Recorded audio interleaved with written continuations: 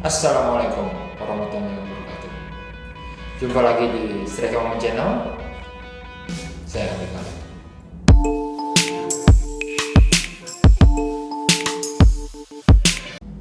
Memasuki tahun 90-an, kendali kepemimpinan di tubuh ABRI mulai dipegang oleh ABRI Hijau. Jenderal Faisal Tanjung ditunjuk menjadi Panglima ABRI.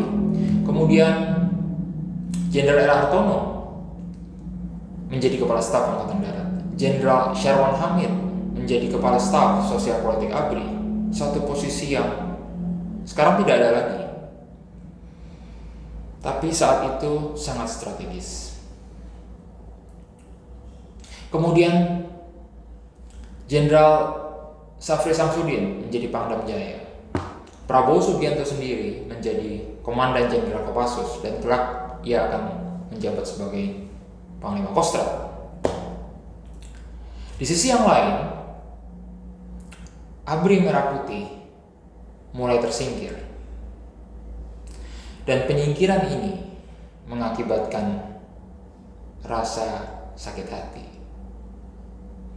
Dan sebagaimana yang Anda tahu, barisan sakit hati itu adalah barisan yang berbahaya dimanapun itu terjadi.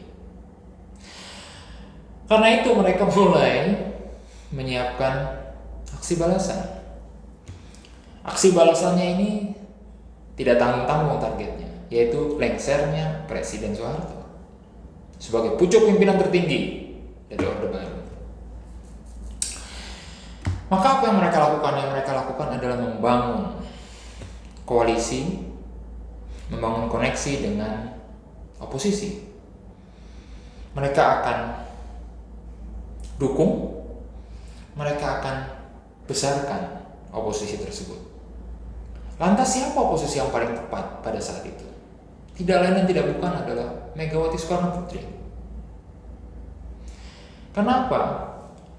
Karena satu-satunya pengaruh yang bisa menyaingi pengaruh Pak Harto pada saat itu adalah pengaruh Bung Karno.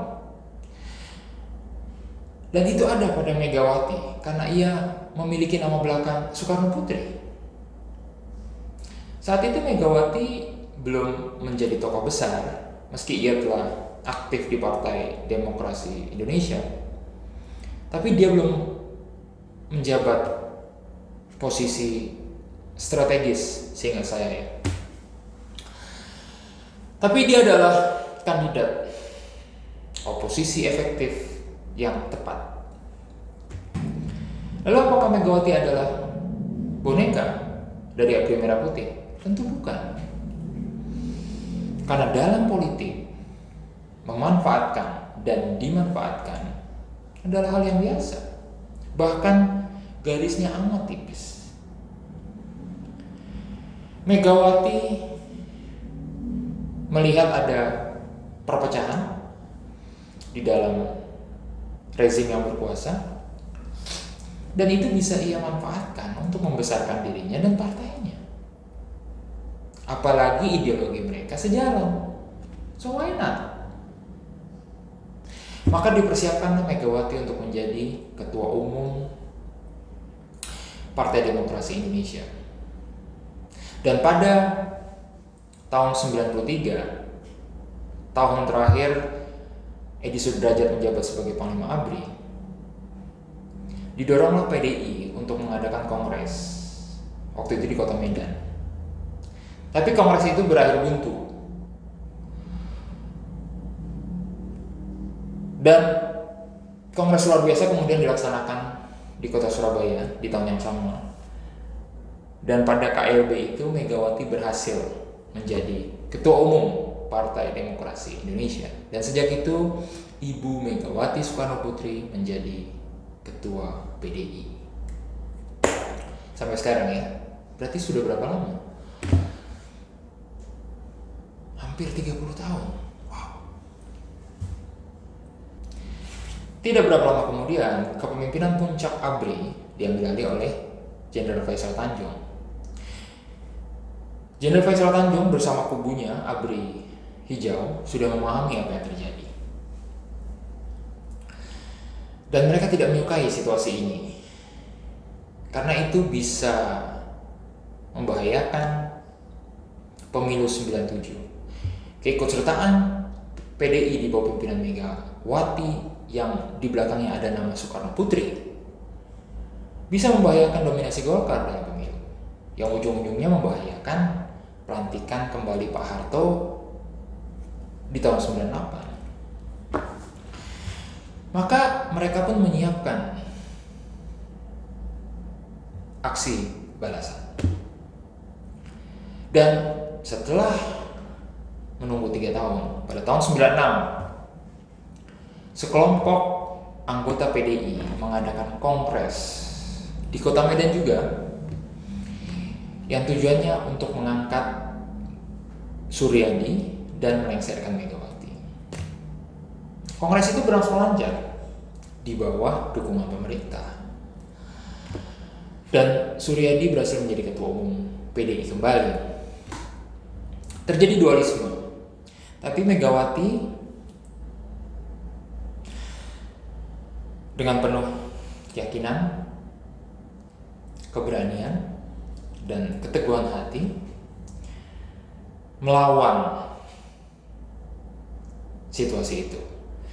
Dia dengan tegas mengatakan bahwa Kongres PDI di Medan abal-abal, tidak konstitusional, dan tidak sesuai ADART partai. Dan semua yang terlibat dalam kongres tersebut dipecat oleh Megawati. Dan dia bersikukuh bahwa dialah ketua umum PDI yang resmi. Dan memang demikian jika kita berkaca kepada ADART partai. Tapi ngomong-ngomong, keyakinan, keteguhan, dan keberanian Megawati tentu tidak berdiri sendiri, karena di belakangnya ada jaringan ABRI Merah Putih yang mendukungnya secara penuh, berikut sumber daya politik mereka, sumber daya ekonomi mereka, jaringan mereka baik nasional maupun internasional. That's it. Kemudian terjadi konflik antara PDI pimpinan Megawati yang resmi dan PDI pimpinan Suryadi yang sebenarnya abal-abal, tapi dia didukung pemerintah. Segera setelah Suryadi terpilih sebagai ketua umum dalam kongres tersebut, pemerintah mengeluarkan pengesahan.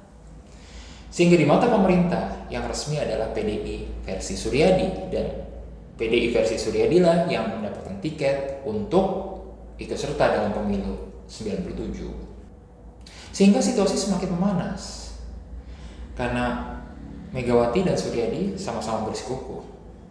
Lalu Suryadi mengeluarkan ultimatum bahwa kantor pusat PDI di Menteng, Jalan Proklamasi, harus dikosongkan karena mereka menganggap Megawati beserta pengurusnya telah demisioner dan mereka yang berhak menempati kantor pusat tersebut. Tapi sekali lagi Megawati menolak. Justru satu-satunya yang berhak menempati kantor pusat itu adalah dia beserta pengurusnya. Posisi Megawati ini mendapatkan simpati dari rakyat kebanyakan karena dia berdiri tegak berhadapan dengan kesewenang-wenangan Orde Baru, kesewenang-wenangan rezim pada saat itu. Apapun yang ada di balik Megawati, tapi itulah yang dilihat oleh banyak orang terhadap Megawati saat itu. Begitupun dengan barisan pro demokrasi, mereka simpati dengan perjuangan Megawati dan merapat ke Megawati. Bahkan anak-anak muda yang tergabung dalam Partai Rakyat Demokratik seperti halnya Andi Arief, Budiman Sujatmiko merapat ke sana. Dan mereka bersama-sama berkumpul di kantor pusat PDI Menteng, Jalan Proklamasi, mengadakan semacam unjuk rasa, bahkan kemudian mimbar bebas. Unjuk rasa ini, mimbar bebas ini semakin lama semakin panas dan mengkhawatirkan bagi aparat keamanan. Hingga pada tanggal 26 Juli, PDI Suryadi merebut kantor tersebut. Resminya yang merebut adalah PDI, pimpinan Suryadi, tapi sebenarnya yang merebut adalah aparat keamanan, karena begitu banyak saksi yang tidak bisa diabaikan, yang tidak bisa dibantah bahwa yang terlibat dalam peristiwa itu adalah sosok-sosok yang identik dengan seorang tentara. Dan perebutan itu berhasil, tapi menimbulkan kericuhan, korban jiwa, baik luka maupun tewas. Bahkan kantor sempat terbakar, hingga kantor itu rusak, tidak bisa terpakai. Kemudian tokoh-tokoh yang terlibat, termasuk aktivis PRD, diamankan. Ngomong tentang kata diamankan, ini adalah warisan Orde Baru, yang sebenarnya artinya adalah sebaliknya. Ketika Anda sedang diamankan, artinya Anda sedang tidak aman, dan mungkin sedang terjadi penyiksaan terhadap Anda.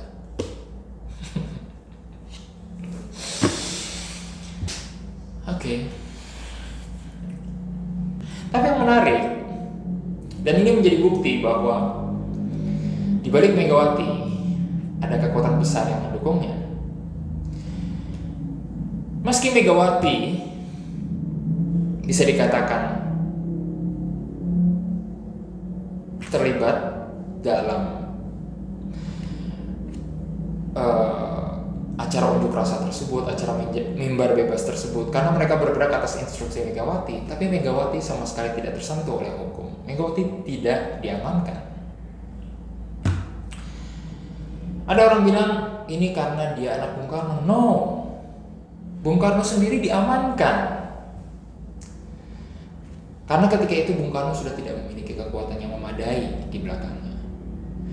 Jadi kenapa Megawati tidak diamankan atas peristiwa itu? Lebih karena ada kekuatan besar yang mendukungnya.